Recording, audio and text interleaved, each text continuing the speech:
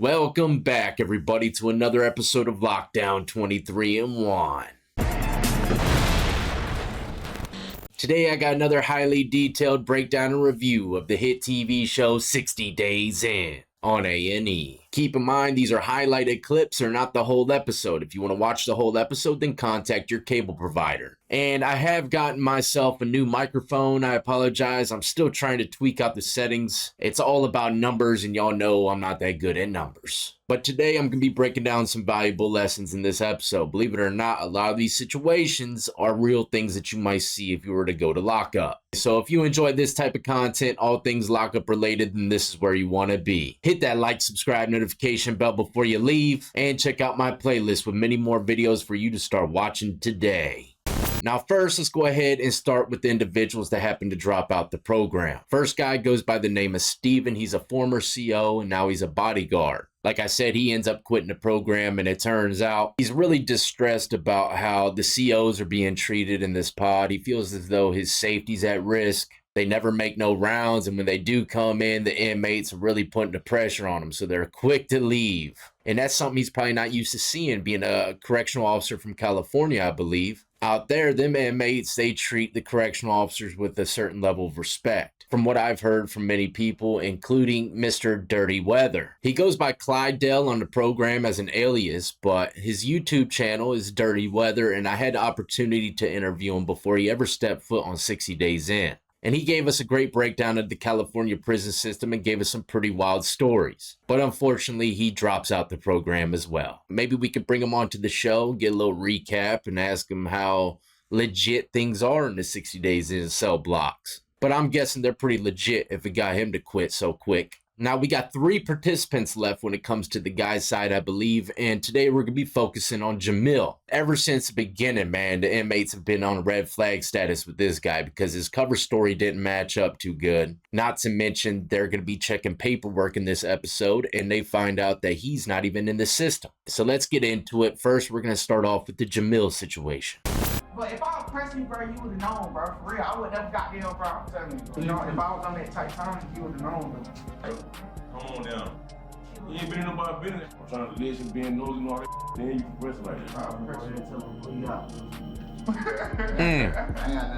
So Jamil is having an issue with the legendary Drip Master. Even though Drip's like, yo, I'm not putting no pressure on you, bro. If I was, you would know it. Jamil replies back, yeah, if I had some pressure for you, you'd know it as well. Right? You know, he's fighting back a little bit. He's standing his ground, which is a good thing. A lot of people would have shut their mouth, walked right out the yard, and got back in their rack out of straight fear. But at least he's standing up for himself a little bit, right? Not to mention this guy right here, he's actually going against old Drip as well. He said, look, he minds his business. He sits on his bunk. He ain't being too nosy or anything like that. So why you mess with him so much, man? Calm it down. And that's a great thing to have, someone standing up for you other than yourself. But at the same time, if they were to find out his true intentions, then he's going to get double the pressure from all these guys. Because you've been playing homeboy like a fiddle, right? And now he's trying to take up for you. It's going to make him look like an idiot if things came out to the light. Which is about to be the case because Drip, man, he ain't standing for this. He knows that guy's a part of the program.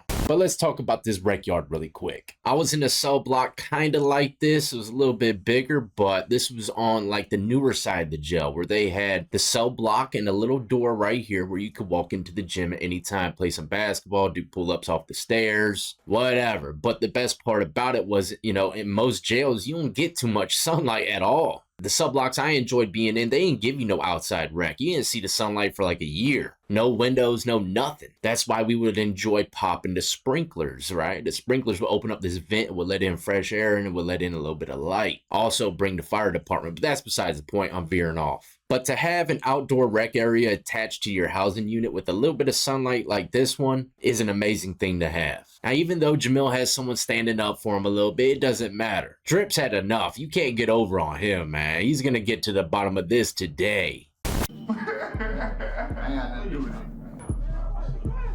The inmates discuss Jamil while he is out of the pod for another interview. Now, they're not just pulling out the participants, trust me. They're pulling out regular inmates, too, to try to keep the heat off of the guys that are a part of the program. Very smart, but at the same time, I'm sure they're keeping tabs on how many times Jamil's been out. Just adds to the red flags, man. Not good. Jamil They came in here, views, first day here. There's something going on, gang. I'm get my pistol with them. J.A. I'm gonna MC 4 days. Hold on. I told you, bro. Hey, what's up, y'all? Hey. T-Top back on the block. Look, calm down. We're not ready just yet for the women's pod, okay? We'll get there soon enough. We got to build up our strength. Now, ladies and gentlemen, I would like to introduce you to a paperwork check, East Coast style. That's right. A lot of places out west, you know, you walk in to like, look, you got a certain amount of time to produce your paperwork, meaning like a legit piece of paper that shows your rap sheet or what you're in there for. And that's just because they don't want to be housed with certain individuals, right? They'll make them leave the pod almost immediately. Either make them pack their bags and walk right back out, get jumped, or maybe even lose their life behind that paperwork. So over here, it happens kind of the same way. It's not so much structured. It's more along the lines, if your radar goes off on an individual, you're a little suspicious of them, then you're going to call home to someone on the streets and you're going to Google it. Whatever city or jail that you in, they have their own website and it shows exactly who's locked up in their facility. If their name don't pop up, then chances are they're a plant. Rat, snitch, whatever you want to call it. Anybody that's faking the funk as an inmate is all of those because you don't know what they're doing in there. Why else would they be hiding out in jail and they're not supposed to be? But the prisons I've seen and everyone that I've heard from the East Coast, man, you ain't never got to walk into cell block and produce a physical piece of paperwork. Man, I've heard stories of individuals out in California suitcasing their paperwork. What's suitcasing it? Okay, that means putting it in your coin purse where the sun don't shine, right? Tighter than a dolphin. Watertight. I can't even imagine shoving a bunch of paperwork up my butt, man. No way. But that's what I've heard. A lot of people say it's a bunch of bullcrap. It don't go down like that. So I don't know. There's always some myths running around. But this is the top way that we find out paperwork out here. Not to mention, you know, if he has some really bad stuff on his record, the correctional officer will straight up tell certain people, hey, look, he's in here for this, that, and the third. And then those particular people will spread the word to everybody else. And once the word gets out, then this, that, and the third is about to happen to you. So he just found out that his name, Jamil Carter, is not in the system whatsoever. And he's saying that that probably ain't even his real name. He is completely undercover in some way, shape, or form. Jamil's being questioned right now by the production team, and they're probably watching it behind the scenes like, I don't know if we should pump old Jamil back in there right now, man. They're on to him for sure. But they do. They threw him back in there with the Wolves, and he's about to go through some serious questioning, worse than what he's already been through with these inmates. I'm talking as a man.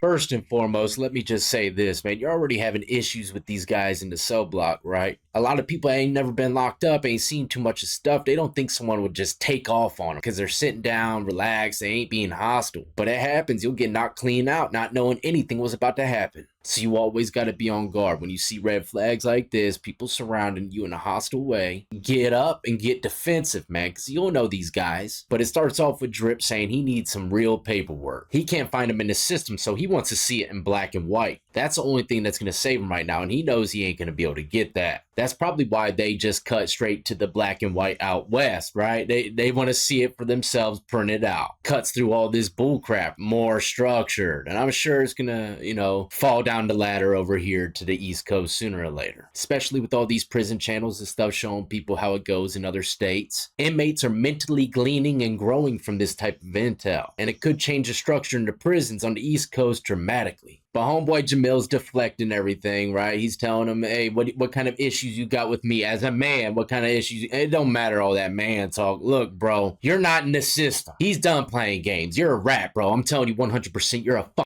rat. If someone says something like that to y'all, a lot of you already know that's automatic swing on them. Of course, you're going to go to a hole, might get a fresh charge, but you got to live there. That's your reputation. And it'll be worse for you if you didn't do nothing, like Jamil did. Now, Drip's homeboy comes and pulls him away. And, you know, a lot of people are probably saying, why is he doing that, man? You know, that's showing a little sign of weakness. But it's not, man. Like I said, these inmates ain't stupid. They already know homeboy's a part of some kind of damn program. Trust me, there's been some fights in this cell block and they are legit. Go watch the full episodes for yourself. I don't show no violence on this channel, but they are getting it in. Male and female side. I know for a fact they're not in there promoting people to go in there and start fights. Man, this is authentic. I think homeboy pulled Drip away because, you know, they know that if they were to swing off on him, they're going straight to him town, fresh charges and everything, because he's definitely a part of some kind of program. National Geographic, Discovery, I mean, who knows what it could be. 60 days in, they don't want to risk it, man. That's probably why his homeboy came and calmed him down. Like, look, man, you got to be smart about this. They're watching us on them cameras, bro. Don't crash out over this clown, bro. We need you here. We need the numbers, you know. I don't know. I'm just trying to put into perspective on why he would pull him to the side like that. Because a lot of times, you know, there ain't gonna be nobody pulling nobody to the side. That's another major difference as well when it comes down to fighting. A lot of personal fights in the East Coast are handled right then and there. In the pod, in a cell, whatever, man. It don't matter. In the West Coast, where they're segregated in groups from black, white to Hispanics, if you fight one person right there on the spot, you're risking a race war. And that could lead to dozens of people losing their lives. So they don't just start squabbling. I mean, I'm sure there's some rare anomalies in some places, but there's a certain structure, even down to getting into a fight.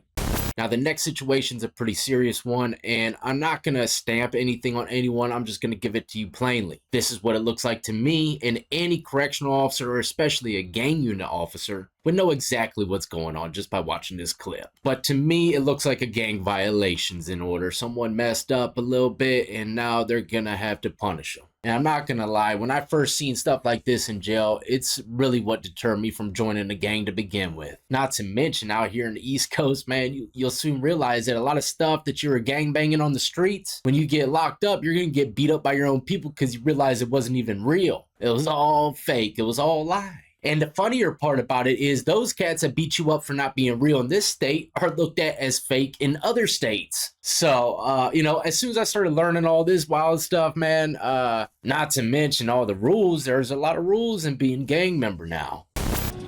Nah, I don't intentionally disrespect the hood or blood like that, just eating on us a straight person. You know what I'm saying? That's my word, I didn't know.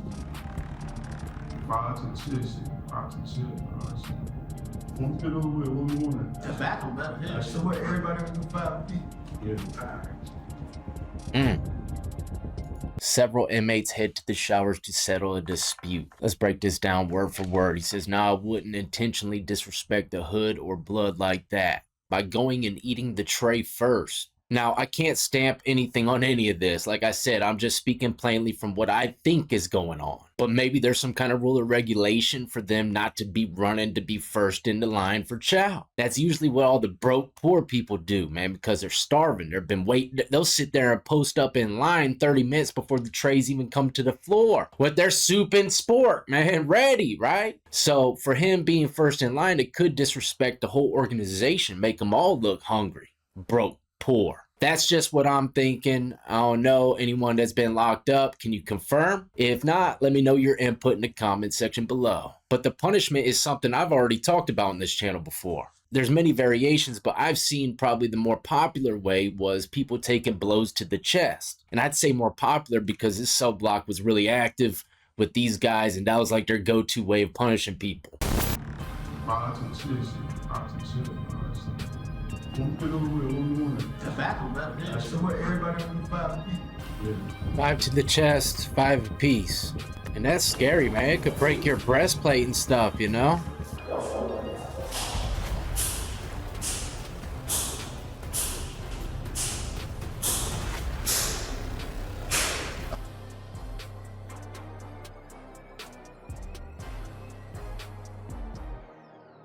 Homeboy took it like a champ. He came out, seems like everything's cool. And that can happen sometimes. And later on down the road, they realize, you know, they can't breathe right. They got like 4 broken ribs. Trust me, it happens. And, you know, I've seen people come out after their violations and they are white guys. They are completely black and blue.